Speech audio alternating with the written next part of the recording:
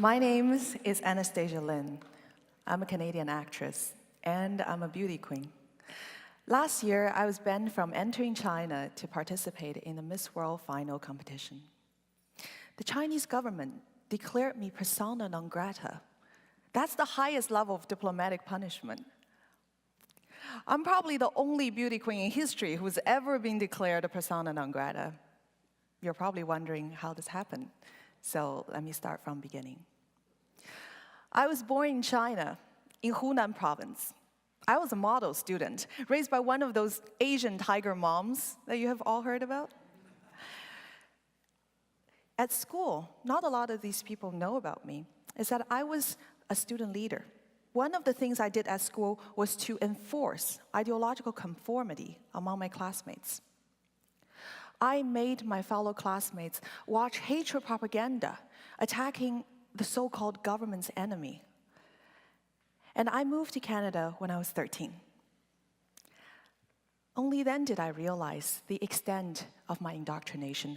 I learned about the truth of Tiananmen massacre, the truth behind all those persecution of ethnic and religious minorities. I have learned the truth behind the hatred propaganda that the Communist Party made me complicit by helping to spread. I realized that I had been lied to all my life.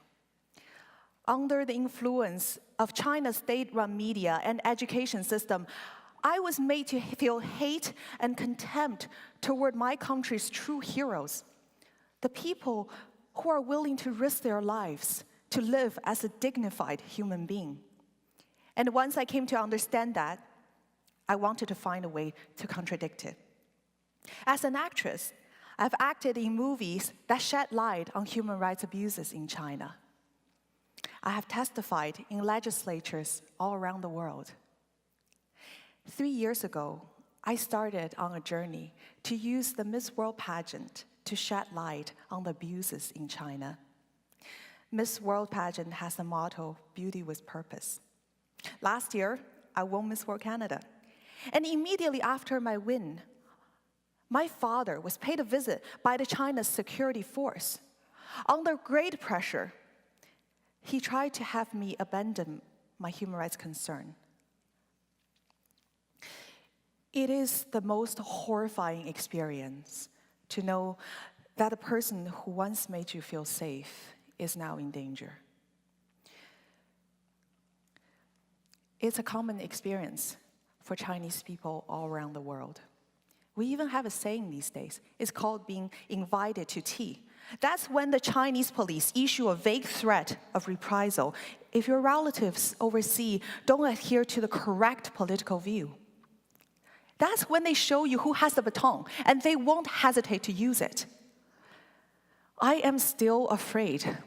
I am still concerned about my father's livelihood in China, but as I reflected on what to do, it became clear that silence helps no one. Silence feeds terror. So I continued to speak up. As a result, I was declared persona non grata and barred from entering China to participate in Miss World Final. But the good news is, this year, the Miss World Final is going to be held in Washington, D.C. And the Miss World organization has granted me the Canadian entry. So again, I have the chance to use this spotlight to shed light on one of the most horrific human rights abuse in China right now. That is the organ harvesting of prisoners of conscience. In the United States, the median wait time for a liver transplant is 321 days, just under a year. But in China, numerous hospitals are aggressively recruiting foreign tourists, promising that with a few tens of thousands of dollars, they're able to get a liver, a lung, heart, pancreas, corneas within just a couple of weeks. Due to the influence of Confucius' value of keeping the body intact even after death, Chinese people are extremely reluctant to donate their organs, which means that each organ transplant happening in China, the organ is either being bought or forcibly removed. Liver is a good example to study because in order to perform a full liver transplant someone has to die. Numerous Chinese publications has boasted about their abilities to perform what is called an emergency liver transplant. That is, within 24 hours of a patient appearing in a hospital with acute liver failure, an donor is located. And they just need to be incredibly lucky that someone has a car crash which made their organ available in order to have the transplant. That just doesn't really happen without an accident. China does not have a national voluntary organ donation. There is large volume of emergency organ transplant performed in China, liver. Over 26% in 2006. How are the Chinese government able to locate a live organ donor with the same blood type of the patient and able to take it on demand within a few hours? That just doesn't happen. The Chinese government claimed that all these organs come from death row inmates, but there aren't nearly enough death row inmates to supply the massively expanded organ transplant industry after 2000. And not to mention that death row inmates have a hepatitis rate as high as 50%, and they had to be executed according to Chinese law within 7 days of their death sentence. UN Special Rapporteur has repeatedly asked Chinese to have an explanation for the organ sources, but the Chinese government never gave one.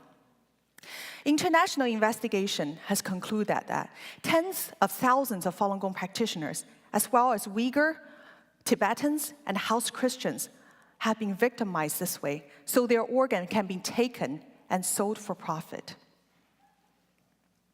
In the late 1990s, 70 to 100 million Chinese people were practicing this peaceful meditation practice of the Buddha school, Falun Gong, rooted in the principles of truthfulness, compassion, and tolerance. They offered an alternative to communist atheist dogma and money worship. Initially, it was supported by the government as a way to improve health. But the number of Falun Gong practitioners is way higher than the number of Communist Party. Such a large independent group is unprecedented in Chinese Communist history. Communists never wanted anybody to compete with them ideologically, however benign.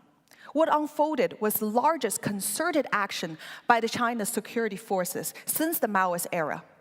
In a recent report, Freedom House showed that hundreds of thousands of Falun Gong practitioners have been detained without trial, making them the largest group of prisoners of conscience in China, if not the world.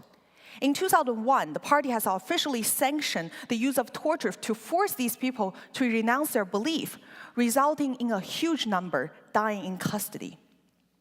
A whole publication industry sprung up to spread anti-Falun Gong propaganda, to vilify and dehumanize Falun Gong practitioners. And all of this, of course, is the key ingredient for a dictator to justify killing, to dehumanize the targeted group. From that point on, the Chinese citizens who practiced Falun Gong were outside the protection of the law. And this explains how organ harvesting has come about.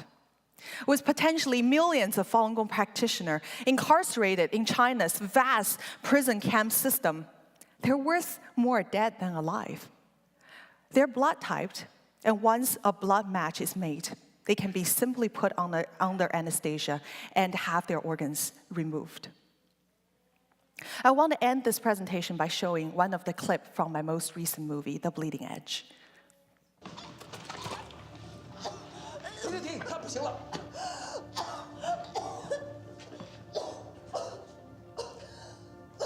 你还绝不绝食？你有没有妻子儿女？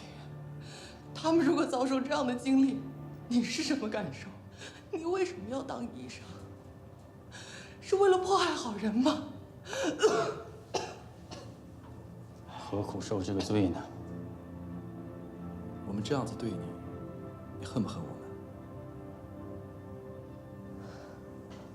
不恨。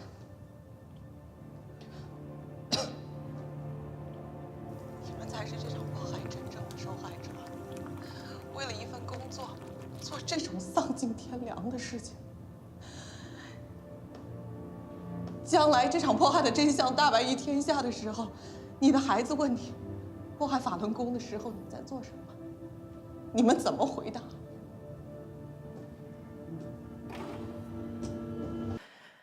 We are all responsible for our action when we're being confronted with crime against humanity. The mass killing we're talking about today is not a vague concept. The victims are real people, and they're extremely people who seek nothing more than to live as dignified human beings. And as a result, because they don't want to relinquish who they are, the government has killed them on an industrial scale. It is my hope to use this year's Miss World competition to shed light on this atrocity. And I hope after today's talk, you're going to feel the same way. Thank you very much.